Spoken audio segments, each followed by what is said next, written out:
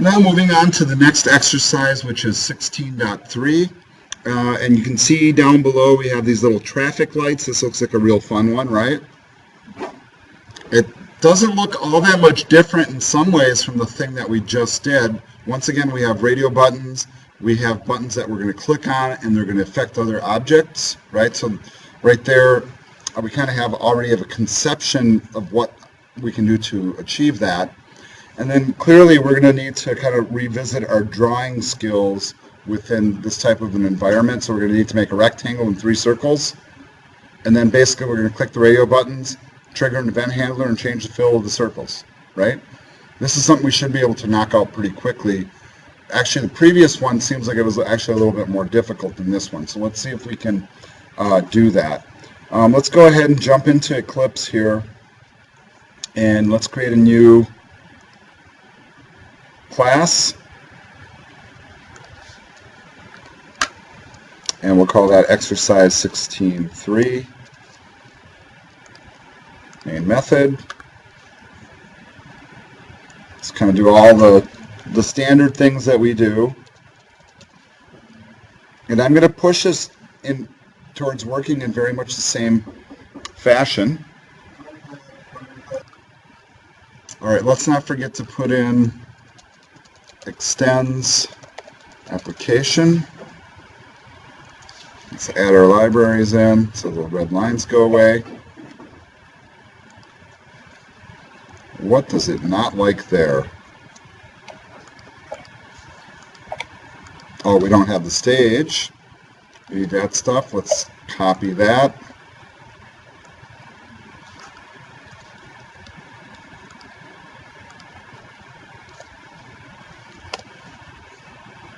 Let's also go ahead and grab this infrastructure here. Scene, stage, all that stuff.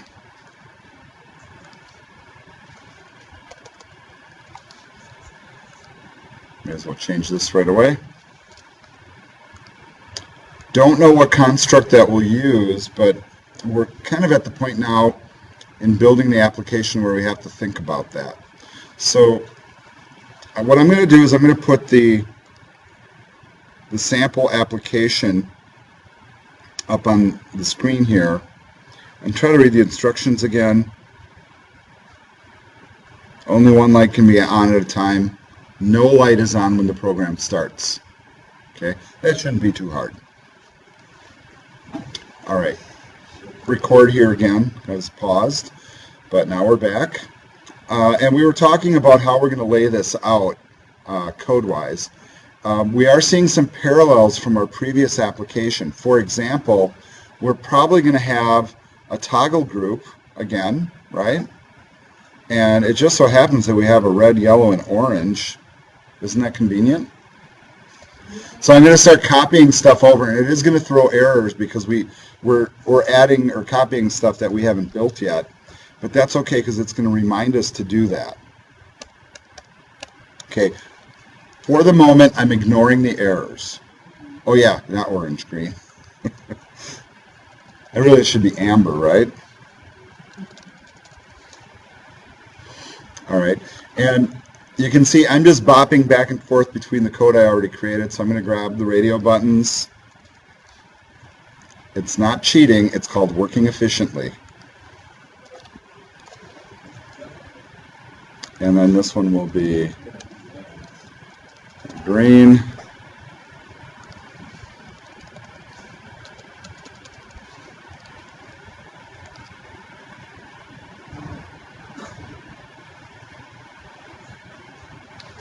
All right.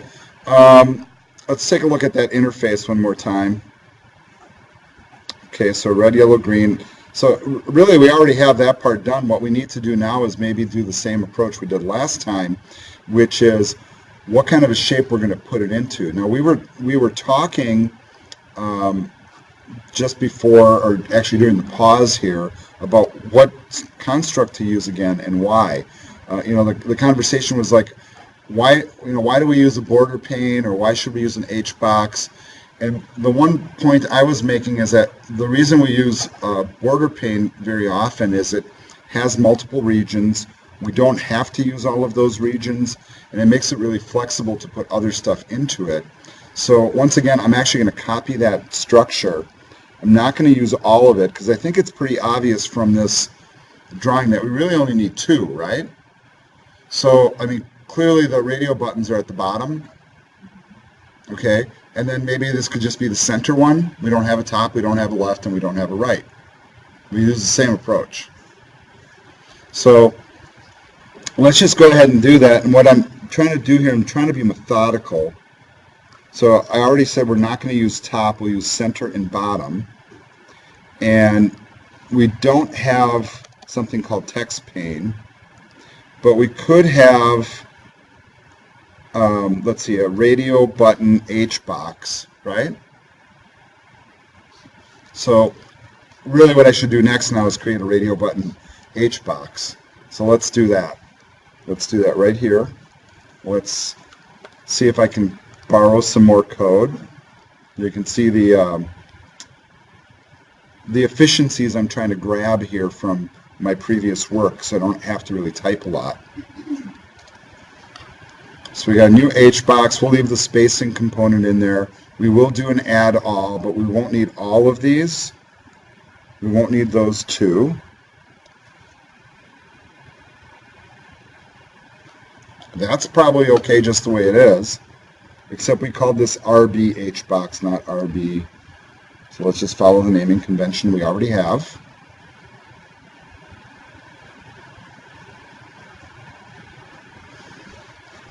All right, so that really, I mean, we've already built these and placed them. Now, it's probably a good idea to save it, but we're going to need to create whatever's going to go in this spot. And that's going to be the part where we have, the artwork part of it. Now, for me, what makes sense is let's put that stuff way up at the top. And I'm just going to create a standard old pane. And it'll be a new pane. No parameters being passed. Clearly we need to add the library. Let's do that right away. And then we obviously have 4 different shapes we have to create. Rectangle and 3 circles. All right, let's do the rectangle first.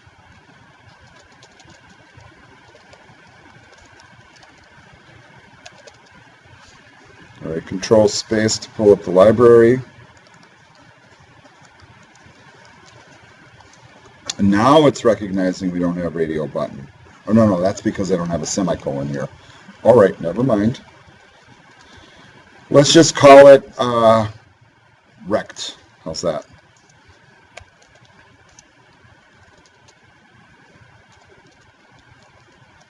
And this does have parameters that we can pass.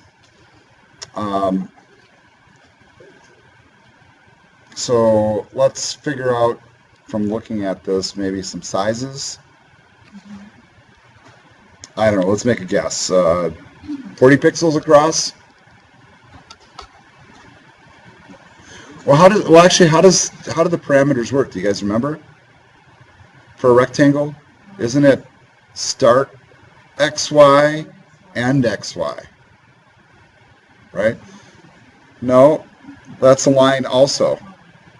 But with a rectangle, if you think about it, if I know the starting position, I know the ending position, it just squares out from there. Right? So let's pick some arbitrary points. It might not be a bad idea to decide the size of the whole thing. Maybe it would be simplest to just make it square. 300 by 300. And then given that scenario, and then looking at this image, if it's 300 across, right, and we make this, let's come up with a number that's easy to work with, like an even number. Like if this is 40 pixels across, that means we're 20 pixels off center. Center on 350 or 300 is 150 minus 20 is 130. So the x is 130, and the y could be some arbitrary point like 20, 10, something like that. So 130 and 10, or 20. Let's do 130 and 20. All right, so that would be the first xy.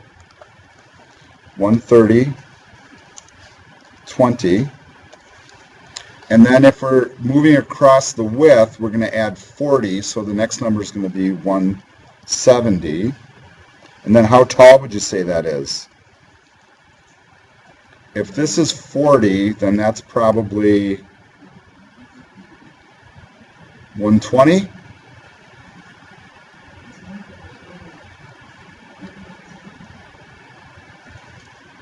All right, somebody suggested 110. We'll try it, see what happens.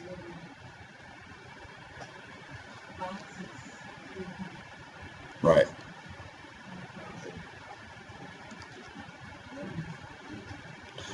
Oh no, see, we're thinking size instead of position. Okay. So we're starting at the top of the lights are at 20, and then we need to figure out what the bottom is. So if it's 40 across, how tall do we make it? See, can I tell you what my thinking is? If this is 40 across, then the circle is not quite 40. It'll probably be like 30, with radius 15. That's kind of what I'm thinking. And then if that's the case, there's 5 pixels on either side. So there's kind of a square that holds the first light that's 40 by 40. 40 times 3 is 120. 120 plus the 20 we've already moved down is 140.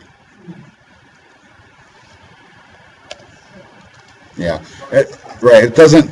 I'm not worried about the grand shape of the whole thing because we can tweak that. But I think that's a fair starting point. Now with the rectangle, we also need to set some other things like the fill. And for that, let's do color white, because that's what it is on the screen. We want it to start white. And we need a library for that. And then we're going to need to also set a stroke, and that'll be black.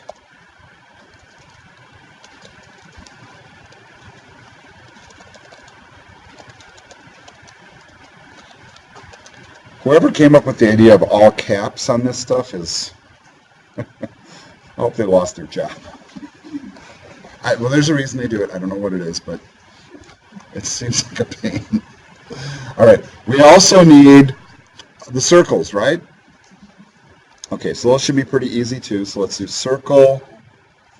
Can we just do like C, red?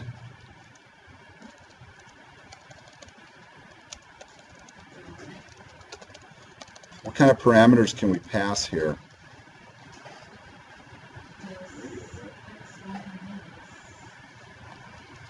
The center XY and the radius should be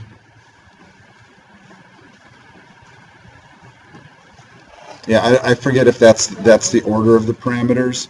We're going to find out here in just a second.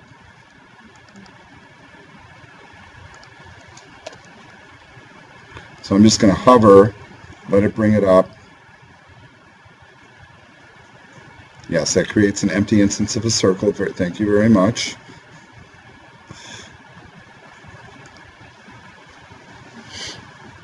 All right, so, and part of the reason I do this, okay, so now I lost my spot. Center X, center Y, radius, and paint fill. We can do that all in one fell swoop if we want. So what's our paint fill going to be? No, well, it's white. Yeah, all of it's got to start white. So this is when it first gets drawn. So center X, center Y, radius, and fill.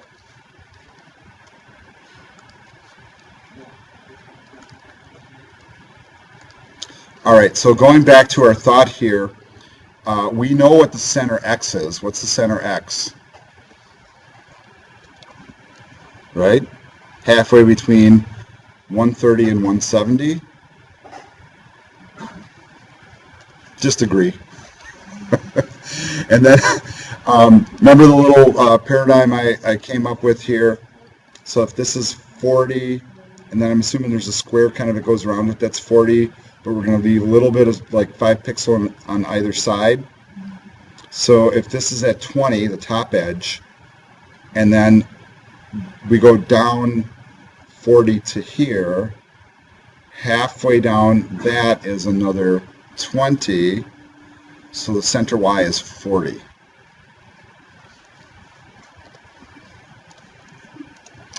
And our radius, we don't want it to be 20 because then it'll fill it. We want it to be 15, so we get those 5 pixels. And then the final parameter, I think we can do color white. And then we're going to repeat that, right? Because it needs to start white. That's what the instructions say. Now with the other circles, all we have to do is move them down. So from a mathematical standpoint, if we determine that the middle of this one is 40, right? It's 20 pixels to kind of the imaginary square. So that's 60. So the center of this one is 80. So we're going to change that to 80. That's going to be for yellow. Obviously this one's going to be called green.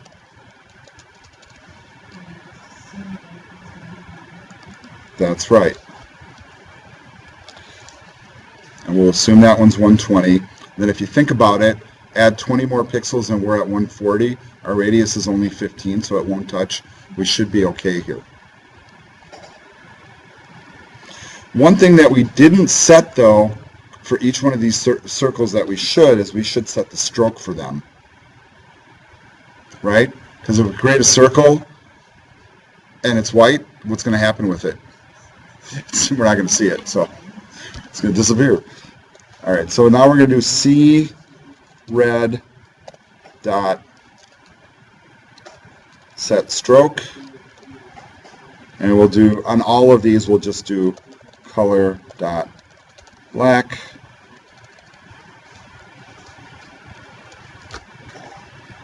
And then we're going to copy this a couple times.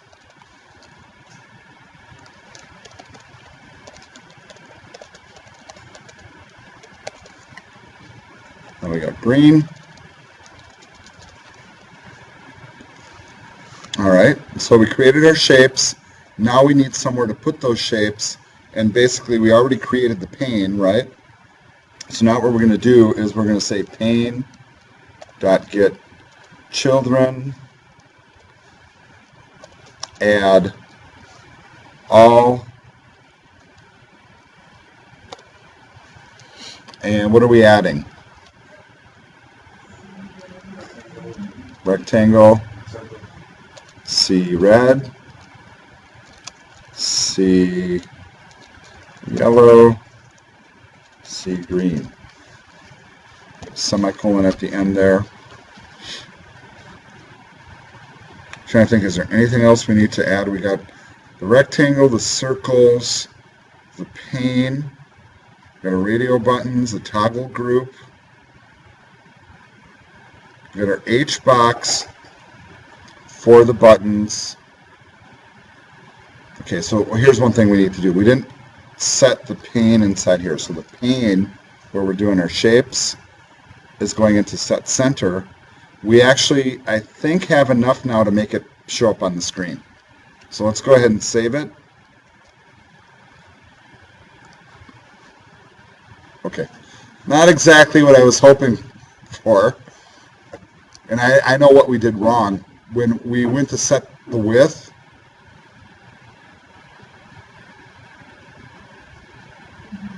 we needed to set a position, but we set the width. All right, so let's see, with the rectangle, start X and Y. So the ending X, it's width and height. It is width and height. It is width and height, okay. Oh, I see, it's X, Y, width and height. That, you're right, width is 40, and then the height would be, we already know the height's 120. Okay. Let's save it and try it again. Yes. Why did that work? It worked because this is our start X and Y, so 130 and 20, and then we're declaring a width of 40 and a height of 120.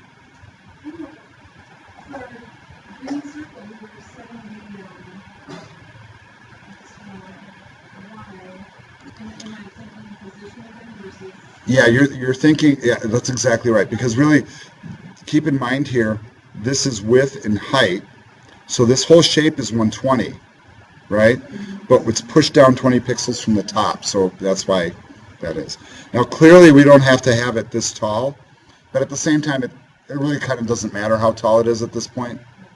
So let's not worry about that. Really, all we need to add now is what? The event handlers, right? Because we need to be able to make these do something. And really all we need to do is figure out how to do one, and we've got the rest. All right, so way down here somewhere, I'm going to create some event handlers, and I'm going to see, can I copy any code from here? Well, I could certainly copy at least one of these and then build off of it. That's what I'm going to do. So paste one in, and I'm going to say RB_red set on action event handler, and we're going to have a little bit more to do than just set a fill color.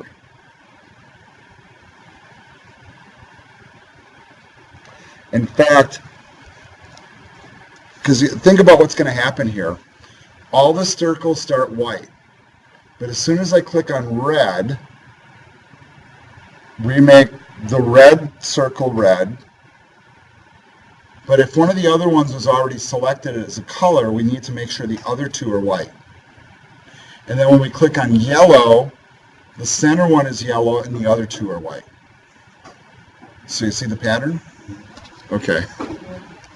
All right, so really more than just one set of steps, we're going to have a series of steps. And we're not setting the text fill color, we are setting the circle red, is that what we called it? C red to red. And then it's just kind of a repeat here.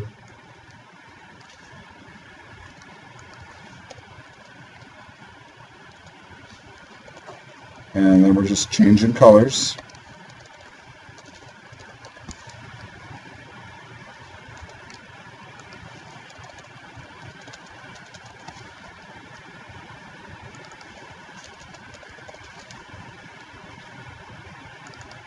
Oh, that's got to be white. Almost fell into a trap there.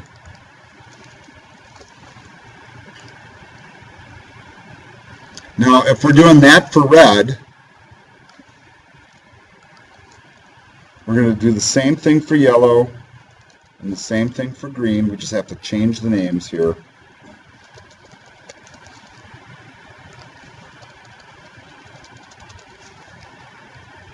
So now what's going to happen is for the yellow one, the red one's white and the green one's white. For the green one, the red one's white and the yellow one's white. So then we just have to change the corresponding. So for yellow, it's yellow. For green, it's green. That should be it. That should be the entirety of the work at this point. Shall we be brave and try it? Teacher says yes. All right, everything starts white. That's what we told it to do. Click on red, click on yellow, click on green. Success. All right, that worked out. All right, I'm going to end the video here. Hopefully that was helpful for you. Just a really quick review of the code all the way up to the top.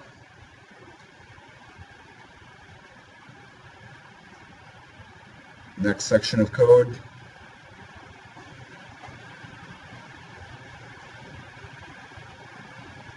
Last section of code. All right, I hope this was helpful.